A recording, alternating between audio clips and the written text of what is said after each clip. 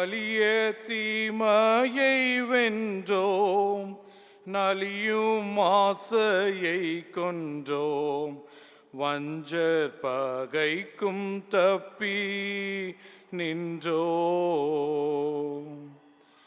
களியென்றதெல்லாம் விண்டோம், கர்த்தாவின் மீட்பை கண்டோம். களியென்றதெல்லாம் விண்டோம், கர்த்தாவின் மீட்பை கண்டோம். காய்ந்த மனதோடு பாய்ந்து விழுக்கணும், சாய்ந்து கெடவும் ஆராய்ந்து நெறியுடன் இம்மட்டும் ஜீவன் தந்த கர்த்தாவையத்தியந்த என்ன மாய் ஸ்தோத்தரிப்போமாக.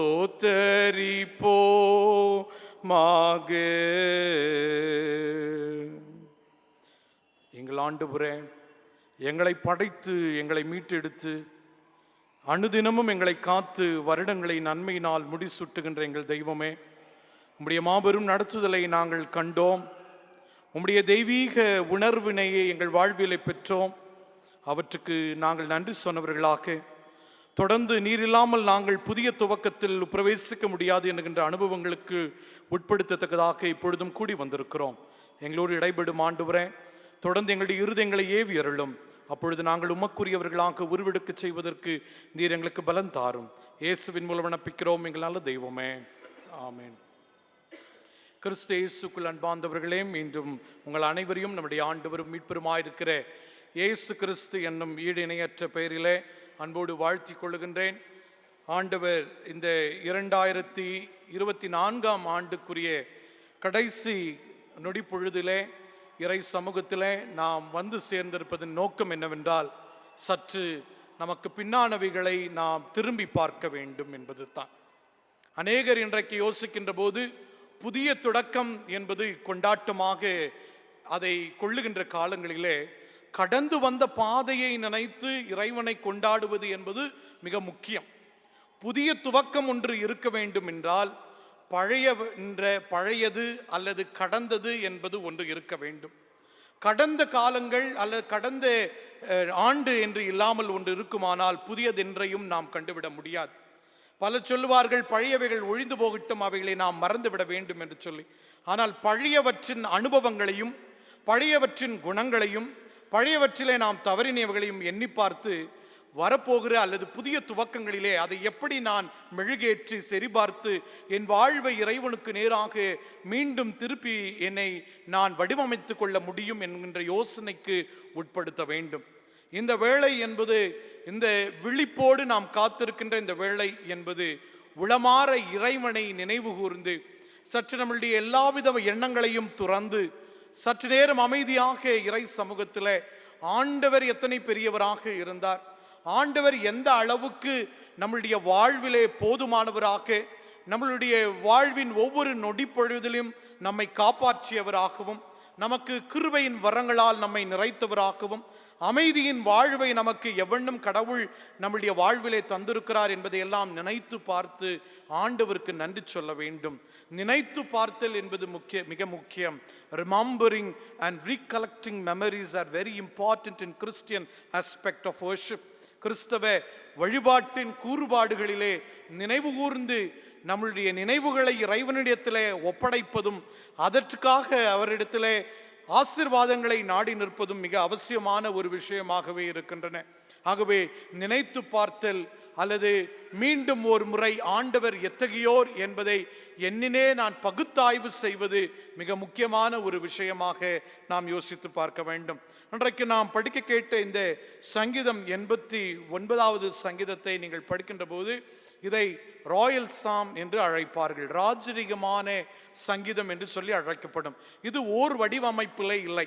இந்த அதிகாரம் முழுவதும் பார்ப்பீர்கள் என்றால் நீங்கள் ஒரு குறிப்பிட்ட பகுதிகளுக்கு பின்பு அங்கே வேறு ஒரு விஷயங்கள் எடுத்து வரப்படும். அப்படி பற்பல நிலைகளையும் சூழல்களையும் கொண்ட ஒரு பகுதி. This passage is entirely focused upon the twins and twists of human critical life. மனிதனுடைய யதார்த்த வாழ்வில் நிலைப்பாடுகளை அங்கே கொண்டு வரக்கூடியதாக இருக்கிறது. அதில் மிக முக்கியமாக நீங்கள் பார்க்கிற போது தாவீது மன்னனை மையமாய் கொண்டு அவைகள் சொல்லப்பட்டிருக்கின்ற பகுதிகளாக பார்க்கப்படுகின்றன. நீங்கள் முதல் 8 வாக்கியங்களை நீங்கள் படிக்கின்ற போது இந்த சங்கீதக்காரன் மிக தெளிவாக இறைவன் எப்பேற்பட்டவர் என்பதை உணர்கின்றார். The first thing that this psalmist is recognizing and examining himself to say how great the God is. கடவுள் எந்தகைய பெரியோராக வியப்பு தகு செயலை ஆற்றக்கூடியவராக இருக்கிறார். How awesome our God is. How astonishing God we have. எப்பேற்பட்டவர் என்று நீங்கள் பார்க்கின்ற போது என்னுடைய சிறுமையை பார்த்த கடவுள் இல்லையா, என்னுடைய தாழ்நிலைகளை என்னை நோக்கி பார்த்தார். என்னுடைய வாழ்விலே நான் கடைநிலைகளிலே இருக்கின்ற போது எனக்கு வாழ்வு கொடுக்கும்படிக்கு இந்த ஆண்டவர் வந்தார். இந்த ஆண்டவர் வியப்பு தகு ஆற்றல் நிறைந்தவர். ஏனென்றால் தன் மக்களை வாழ வைக்க வேண்டும் என்கின்ற ஆற்றல் கொண்டவர். ஆகவே அவர் சொல்லுகின்றார், நான் அவருடைய நிலை பெறாத அன்பை பாடுவேன், புகழுவேன் என்று சொல்லுகிறார். So here the first words talk about praising God because of his steadfast love. கடவுளுடைய நிலை பெறாத அவருடைய அன்பை கொண்டாடக்கூடியதாக இருக்கிறது. அங்கே நினைவு கூர்ந்து கொண்டாடுவது மட்டுமல்ல, அதை மக்கள் இனங்களுக்குள்ளே நான் அறிக்கை பண்ணுவேன் என்று சொல்லுகிறார். So here the second part what he says is, I will proclaim the goodness of God to the people, to the humankind, to the creation. படைப்புகளோடு இணைந்து நான் அவைகளை கொண்டாடி பாடுவேன். அவர் எத்தகைய நல்லவர் என்பதை என்னுடைய சொல்லாலே நான் செயல்படுவேன் என்று இந்த சங்கீதக்காரன் சொல்லுகிறது. மாத்திரமல்ல, கடவுளுடைய நன்மை எத்தகைய பெரியது என்று சொல்லுகிற போது அவர் சொல்லுகிறார், வான விரிவு எத்தகைய அளவுக்கு இருக்கிறதோ அவருடைய தயவு அவருடைய பிள்ளைகளின் மீது அவ்வளவு வலிமையாக இருக்கிறது என்பதை நாம் பார்க்கிறோம். இந்த ஆகாய விரிவை நீங்கள் பார்க்கின்ற போது அதற்கு முடிவில்லை. அந்த ஆகாய விரிவிலை பார்க்கின்ற போது பற்பல வெளிச்சத்தை கொடுக்கக்கூடிய சாதனங்கள் பொருத்தப்பட்டிருக்கிறதை நாம் எல்லாரும் பார்ப்போம். படைப்பின் அழகே என் ஆண்டவரின் அந்த வான விரிவிலே பார்க்கப்படுக முடிகிறது. அப்படி என்று சொல்லுகிற போது அவர் சொல்லுகின்றார், இந்த உலகத்தை நான் பார்க்கின்ற போது, இந்த குடிமக்களை நான் பார்க்கின்ற போது, எங்கள் வாழ்வையெல்லாம் நாங்கள் எண்ணி பார்க்கின்ற போது, ஆண்டவரே நீர் எத்தனை பெரியவராக இருக்கிறீர். உம்முடைய கிருபை, உம்முடைய இரக்கம், உம்முடைய தயவுக்கு ஒருபோதும் எல்லை இல்லை. அது மனித வாழ்வின் பெருக்கத்திலே அது எப்பொழுதும் தலைதோங்கி நிற்கிறது என்று சொல்லக்கூடிய பகுதியை இந்த இடத்துல நீங்கள் பார்க்கிறீர்கள். ஆகிய தொடர்ந்து வருகின்ற போது 3வது வசனத்திலே நீங்கள் பார்க்கிறீர்கள், அவங்க சொல்கிறார், நான் தெரிந்து கொள்ளப்பட்டதும் நான் உடன்படிக்கை செய்து கொண்டதுமான என்னுடைய அந்த தாவீதின் வம்சத்தை நான் ஸ்திரப்படுத்துவேன் என்று சொல்லுகின்றார். ஆகவே ஆண்டவர் எதற்காக மக்களை தேர்வு செய்ய வேண்டும்? ஏன் ஒரு குறிப்பிட்டவர்களை மாத்திரம் ஆண்டவர் தேர்வு செய்கின்றார் என்றால், இவர்கள் இறை பண்புகளை அறிந்து கொண்ட இவர்கள் அந்த பண்புகளை வெளி காண்பிக்க வேண்டும். அந்த பண்புகள் ஒரு சின்ன குமுதாயத்திலிருந்து அது உலகளாவிய சிந்தனையை பெற வேண்டும் என்பதற்காக தான். ஆகவேதான் இஸ்ரவேலை அழைக்கிற போது அவர் சொல்லுகிறார், நீங்கள் பலத்தவர்களாக இருந்ததினாலே அல்ல, எண்ணிக்கையிலே அதிகமாக இருக்கிறீர் என்பதற்காக நான் உங்களை அழைக்கவில்லை. நீங்கள் சொற்ப ஜனமாக இருந்தீர்கள், நீங்கள் பலவன் அற்றவர்களாக இருந்தீர்கள். So God is proclaiming and announcing to Israelite community saying, you are a least community, you were marginalized, you were vulnerable, but still I chose you because I want to proclaim my goodness through you. எளிமையான பலனற்ற உங்களை கொண்டு என்னுடைய ஆக்கப்பூர்வமான வல்லமை நிறைந்த செயல்களை நான் பிரஸ்தாபப்படுத்துவேன் என்று ஆண்டவர் அவர்களை அழைத்திருக்கிறார். அப்படி நம்மை அழைத்து நோக்கம் என்ன? நாம் பரிசுத்தவான்கள் என்பதற்காக அல்ல, நாம் எல்லாரும் சிறப்பு அந்தஸ்து வாய்ந்தவர்கள் என்பதற்காக அல்ல, மாறாக தம் திருவிழா ஆற்றலை நம் வழியே, எளிய தாழ்வு நிலையில் இருக்கின்ற நம் வழியே ஆண்டவர் பறைசாற்ற வந்தார். அதுதான் மிக முக்கியமான செய்தியாக இங்கே சொல்லுகிறார். நான் உடன்படிக்கை செய்து கொண்டதும் என்னுடைய உடன்படிக்கையிலே நிலைத்து நிற்கிறவனுமாய் இருக்கிறேன். I am a God who will stand to my promises. I will stand towards my covenant. ஆகையினாலே தான் நீங்கள் 14வது வசனத்தில் நீங்கள் தொடர்ந்து படிக்கின்ற போது எப்பேற்பட்ட உடன்படிக்கையை ஆண்டவர் செய்திருக்கிறாராம், நீதியையும் நியாயத்தையும் கொண்ட அடித்தளம் அவருடையது. எங்கே இருந்து வந்தது அகந்தை? எங்கே இருந்தது வந்தது கர்வம் மனித வாழ்விலே? ஆனால் நாம் வழிபடுகின்ற கடவுளுக்கு அது இல்லை. ஆனால் இன்றைக்கு பல நிலைகளிலே we try to boost upon our privileges and benefits. இந்த பகுதியில் நீங்கள் பாருங்கள், இங்கே இந்த சங்கீதக்காரன் சொல்லுகிறார், ஆண்டவரே உம்முடைய நீதியும் நியாயமும் உம்முடைய சிம்மாசனத்தின் அடித்தளமாக அஸ்திபாரமாக அது இருக்கிறது. The righteousness and justice are your foundations, the foundation of your throne, and that's where our God becomes an exemplary God. ஆகையினாலே தான் நீங்கள் தொடர்ந்து அந்த 7வது வசனத்தில் நீங்கள் படிக்கிறீர்கள், உம்மை போல் ஒரு தெய்வம் உண்டோ? உம்மை போன்ற ஒரு கடவுளை இந்த உலகத்திலே நாங்கள் பார்க்க முடியாது. ஏனென்றால் ஒருவரும் எங்களை கண்டுகொள்ளாமல் இருந்தபோது நீர் எங்களை கண்டுகொண்டீர். எல்லாரும் எங்களை தீண்டத்தகாதவர்கள் என்று கைவிடப்பட்ட போது நீர் எங்கள் சார்பிலே நின்றீர். அடிமை வாழ்விலே நாங்கள் கூக்குரலிட்டு எங்கள் விடுதலைக்காக நாங்கள் ஏங்கி தவித்துக் கொண்டிருக்கிற போது நீர் எங்களோடு கூட வந்தீர். சற்று நேரம் இந்த 2024ஆம் ஆண்டை யோசித்து பாருங்கள். எல்லாருக்குமே அது ஆசீர்வாதமான ஆண்டாக இருந்திருக்க முடியுமா? எல்லாருக்குமே அது நன்மை தரக்கூடிய ஆண்டாக இருக்குமா? அப்படி இருக்குமானால் அந்த கொண்டாட்டமாக இருக்க முடியுமா? யோசித்து பாருங்கள். இன்றைக்கு உலகத்திலே வன்முறைகள் தலை தூக்கி ஆடிக்கொண்டிருக்கிறன. பஞ்சங்கள், பசிகள், இயற்கையின் சிற்றங்களினாலே மனிதர்கள் இன்றைக்கு பல பாதிப்புகளை அனுபவித்துக் கொண்டிருக்கிறார்கள். அதே நிலையிலே அங்கே ஆசீர்வாதிக்கப்பட்ட வாழ்வு என்று சொல்லி பொருளாதாரத்திலே கூட்டி சேர்க்கப்பட்டவர்கள் கடவுள் எங்களை ஆசீர்வதித்தார் என்று சொல்லுகிறார்கள். There are many people who say that God is added to our material benefits and that's where we are blessed. திருமறை சொல்லுகின்ற ஆசீர்வாதம் எது அல்ல, ஆண்டவர் எங்கள் தாழ்நிலைகளை எங்களை நினைவு கூர்ந்தார். God looked favored upon us because we were least, because we were suffering. God chose us. இல்லையா? நாம் பாடுகளை அனுபவிக்கின்ற போது, வேதனைகளை அனுபவிக்கின்ற போது நம்மை தேர்ந்தெடுத்தார். எத்தனை வாழ்வின் இக்கட்டுக்கள், மேலே கீழேகள் எத்தனை வந்திருக்கின்றன, எவ்வளவு கஷ்டங்கள். அந்த கஷ்டங்களை மேற்கொண்டு வந்திருக்கிறோமே, அதுதான் இறைவன் கொடுக்கிற ஆசீர்வாதம். அதை கொண்டாடுவதற்குத்தான் இங்கே வந்திருக்கிறோம். நன்மையை மாத்திரம் தான் ஆண்டவர் எனக்கு செய்தார் என்று இன்றைக்கு கொண்டாட்டங்கள் முன்னெடுக்கப்படலாகாது. ஆண்டவர் என்னுடைய கஷ்டத்திலே, என்னுடைய துயரத்திலே, பிறரெல்லாம் இது சபிக்கப்பட்ட வாழ்வு என்று சொன்னபோது இந்த சபிக்கப்பட்ட வாழ்விலே அமைதலாக என்னை பலப்படுத்தி கொண்டு இவைகளை மேற்கொள்ள செய்தது இறைவனுடைய ஆசீர்வாதம், மகா பெரிய கிருபை. அவைகளை நாம் இன்றைக்கு கொண்டாட வேண்டும். நன்மையை பாத்திரமே அனுபவித்து அதற்கு கொண்டாட்டங்களை முன்னெடுப்பதை காட்டிலும் என்னுடைய துன்பத்திலே, பலவீனத்திலே, என்னுடைய நோய்வாயிலே இது சாபம் அல்ல, மாறாக இவைகளை தாங்கும் சக்தியையும் ஆற்றலையும் நீர் எனக்கு கொடுத்து இந்த நாள் வரைக்கும் வாழ வைத்த அந்த கடவுளை நாம் ஸ்தோத்தரிக்க வந்திருக்கிறோம். ஆகவே திருச்சபையே, இன்றைய நாளிலே நம்முடைய சிந்தனைகள் எல்லாவற்றையும் ஆண்டவர் செய்த நன்மைகளுக்கு, நம்மை நினைத்து பார்த்த அந்த கடவுளுக்கு, நம்மை பாதுகாத்த அந்த தெய்வத்திற்கு, நம்மை எல்லா நிலையிலும் தகுதியற்றிருந்த போதும் தமது மாபெரும் கிருபையினாலே நம்மை இடைகட்டிய அந்த ஆண்டவருக்கு, அமைதி இல்லாத வாழ்விலே ஆறுதலையும் மெய் வாழ்வையும் தந்த அந்த கடவுளை நினைவு கூறுவோம், உளமாறு ஸ்தோத்தரிப்போம். யார் உண்டு நமக்கு இன்றைக்கு எதிர்காலம் என்று ஏங்கி நிற்போருக்கு ஆண்டவர் சொல்லுகின்ற ஒரே செய்தி என்னவென்றால், நான் உங்களோடு கூட இருக்கிறேன். இம்மானுவேலின் கடவுளாக்கிய நான் நீ அறியப்படாத எதிர்காலத்தை உனக்கு வடிவமைத்து தருவேன் என இறைவனின் வாக்குறுதியை நாம் எண்ணி பார்த்து அவர் பேரிலே நம்பிக்கை கொண்டவர்களாக நாம் வாழுகின்ற போது தெய்வ ஆற்றலையும் பலனையும் அதிகமாக பெறுவோம் என்கின்ற உணர்வை பெற்றுக்கொள்வோம். நம்பிக்கையில்லா இவ்வுலகிலே நம்பிக்கை நாதரை நாம் கடைபிடிப்போம், அவரை பற்றி வாழ்வோம். அந்த அனுபவம் தொடர்ந்து நம்மை இறைவனுக்கு நேராக திருப்பட்டும். தலைகளை தாழ்த்தி ஒரு விசையாய் இறை நம்பிக்கைக்கும் ஆண்டவரின் ஆதரவு கரம் தொடர்ந்து நம்மை தாங்கி நிற்பதற்கும், இறை பிரசன்னம் தொடர்ந்து நம்மை தாங்குவதற்கு, யாருமில்லா சூழலிலே நம்மை தேற்றுகின்ற தெய்வமாக அவர் இருக்கிறார் என்கின்ற உணர்வினையை நாம் பெற்று இறை சமூகத்தில் இறை ஒத்தாசைக்காக நாம் நீடி நிற்போம்.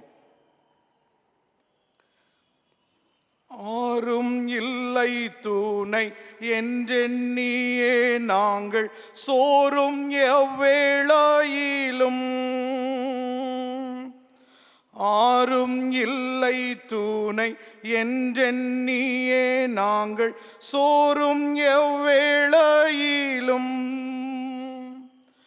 கூட இருப்பேனானாதையாய் வீடே கூறினாய் மன்னவனே, கூட இருப்பேனானாதையாய் வீடேன் கூறினாய் மன்னவரே. நாதா நம்பிக்கை தாம் தாத்தா தஞ்சம் நீதான். யாரும் இல்லை என்று ஏங்கி புலம்புகின்ற போது, எங்கள் வாழ்வு நிக்கட்டுக்கும் எதிர்காலம் எப்படி இருக்குமோ என்கின்ற அச்சத்திலே நிற்கிற எங்களுக்கு, ஆண்டவரே நான் உங்களை திக்கற்றவர்களாய் விடேன் என்று சொன்ன தெய்வம் தாமே எங்கள் சார்பில் வந்து எங்களுடன் பயனாளியாக வாழ்வின் எத்தகைய சூழலையும் நாங்கள் எதிர்நீச்சல் போடுகின்ற துணிவையும் உம்முடைய தெய்வீக ஆற்றலையும் பெற்று விசுவாசத்திலே ஒரு நாளும் குன்றி போகாமல் இறைவன் பேரிலே எப்பொழுதும் பற்றுக்கொண்ட வாழ்வை நாங்கள் முன்னெடுப்பதற்கு ஆண்டவா நீர் எங்களுக்கு உதவி புரிய நாங்கள் உம்மிடத்தில் வேண்டுதல் செய்கின்றோம். நீர் இல்லாமல் நாங்கள் யாதொன்றையும் செய்ய முடியாது. உம்முடைய உதவி இல்லாமல் இந்த உலகத்திலே ஓர் அடியும் நாங்கள் எடுத்து வைக்க முடியாது என்று உணர்ந்து கொண்டவர்களாக சுவாமி, பின்னானவைகளிலே எத்தனையோ பாடுகளின் மத்தியின் அனுபவங்களின் மத்தியிலே நீர் எங்களை தாங்கிய தெய்வம். தொடர்ந்து இந்த எதிர்காலத்தை எங்களுடைய இந்த புதிய வருடத்தின் துவக்கத்திலேயுமாய் நீர் எங்களோடு கூட இருந்து உம்முடைய மெய்ப்பிரசன்னம் எங்களை ஆட்கொண்டு உம்முடைய நீங்கா வழிநடத்துதலை நாங்கள் உணர்ந்து கொள்ள ஆண்டவா நீர் எங்களுக்கு உதவி தர வேண்டும் என்று உம் பாதமே நாங்கள் நாடி நிற்கிறோம். எங்களோடு இடைபடும், எங்களை ஆண்டு கொள்ளும், எங்களை முன்னின்று நடத்தும் இறைமைந்தர் இயேசுவின் பெயரால் விண்ணப்பிக்கிறோம் எங்கள் அன்பின் நல்ல கடவுளே. தொடர்ந்து ஜெபநிலையிலே நாம் இருப்போம். ஆண்டவருடைய கிருபையாலும் இரக்கத்தினாலும் ஆண்டவர் இன்னும் ஒரு புதிய ஆண்டை நமக்கு தர இருக்கின்றார். அதை ஆண்டவருடைய பாதத்திலே இருந்து நாம் பெற்றுக்கொண்டு அவருடைய பிள்ளைகளாகவே வாழத்தக்கதான வழிகளை ஆண்டவர் கற்றுத்தர ஆண்டவரிடத்தில் நாம் மன்றாடுவோம்.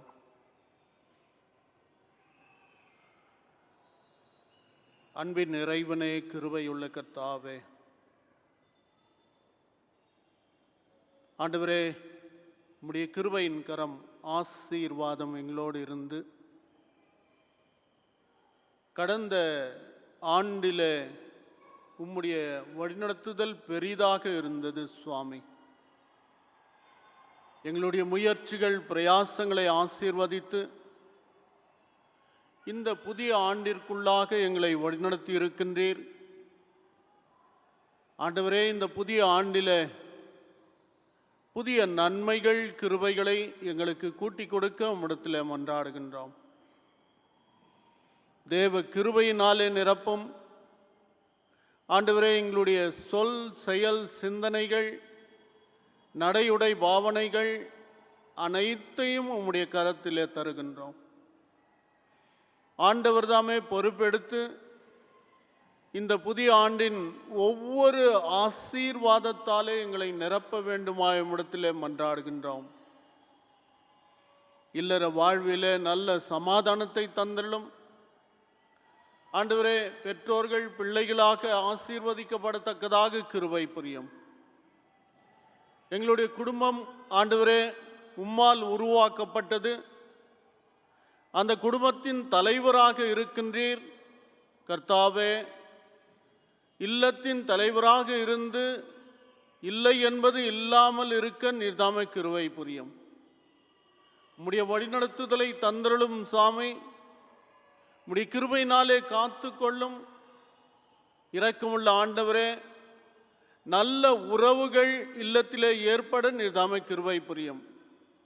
பெற்றோர்கள் பிள்ளைகள் நல்ல புரிந்து கொள்ளுதல், கணவன் மனைவி நல்ல புரிந்து கொள்ளுதல், ஆண்டவரே உடன் பிறப்புகளாக புரிந்து கொள்ளுதலோடு வாழத்தக்கதான கிருபையை தந்தருளும் ஆண்டவரே. நல்ல ஒரு ஐக்கியத்தை உருவாக்கும். அதன் ஊடாக நாங்கள் வாழுகின்ற சமுதாயம், வழிபடுகின்ற சபை, இவைகளிலே இந்த ஐக்கியம் காணப்படத்தக்கதான கிருபையை தந்தருள வேண்டுமாய் கெஞ்சுகின்றோம்.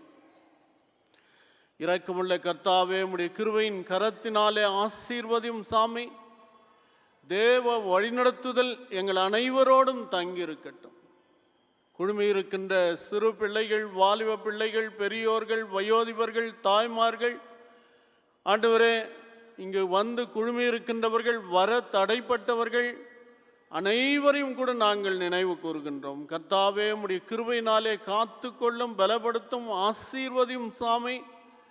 ஆண்டவரே, நல்ல சுகபலனை இந்த ஆண்டில் அனைவரும் பெற்றுக்கொள்ளத்தக்கதாக கிருபை புரிய வேண்டுமாய் கெஞ்சுகின்றோம். தேவ சமாதானத்தினாலே நிரப்பும். உம்முடைய கிருபையின் கரம் ஒவ்வொரு நாளிலும் எங்களோடு இருந்து வழிநடத்தட்டும். மெய்யான சமாதானத்தை நாங்கள் பெற்றுக்கொள்ள ஆண்டவர் தாமே அப்பேற்பட்ட கிருபையை தந்தருள வேண்டுமாய் கெஞ்சுகின்றோம்.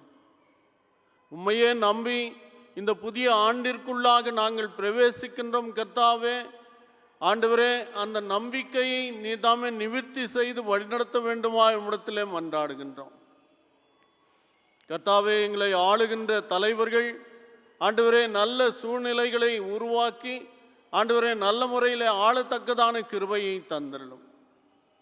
இரக்கமுள்ள கர்த்தரின் கிருபை ஆண்டவரே சிறப்பாக எங்களுடைய சபையோடு தங்கியிருக்கட்டும்.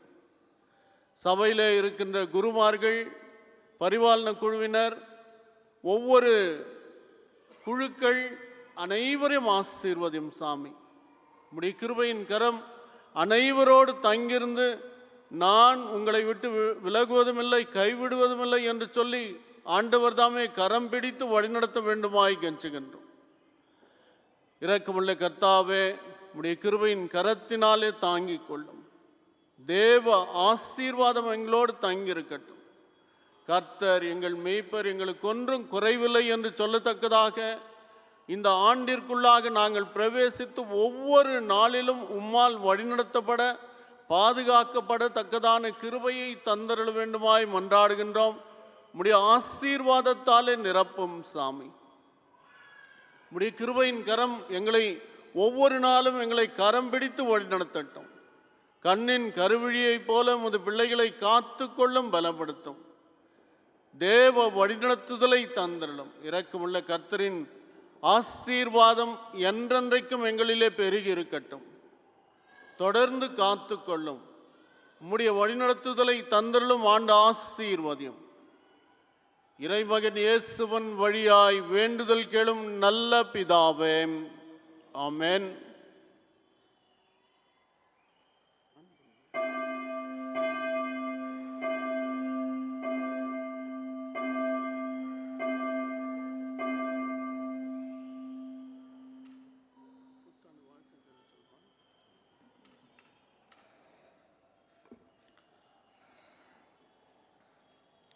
அமிழ்த்திடும் பாரங்களில் அமிழ்ந்து விடாமல் இருக்க இவ்வருடத்தின் ஒவ்வொரு நொடிப்பொழுதும் இறை பிரசன்னம் நம்மை தொடர்ந்து தாங்கி நடத்தவும், பேராற்றல் நிறைந்த கடவுள் நம்முடைய சோர்வுற்ற வேளைகளிலே பலனையும் ஆற்றலையும் வழங்கி இந்த புதிய ஆண்டு உங்கள் அனைவரின் வாழ்விலையும் பேராசீர்வாதத்தையும் நன்மையும் கூட்டி சேர்க்கக்கூடியதாக இருக்க வேண்டும் என்று இறை வேண்டுதலுடன் இறை பேரிலே இறை ஆசீர்வாதத்தின் அடிப்படையிலே உங்கள் அனைவருக்கும் இனிய புத்தாண்டு நல்வாழ்த்துக்களை அன்போடு கூட திருச்சபையின் சார்பிலே தெரிவித்துக் கொள்கின்றோம். ஆண்டவர் தாமே உங்களை ஆட்கொண்டு வழிநடத்தி தம் தெய்வ பலனின் கருவிகளாக உங்களை பயன்படுத்தி காத்து நடத்துவாராக.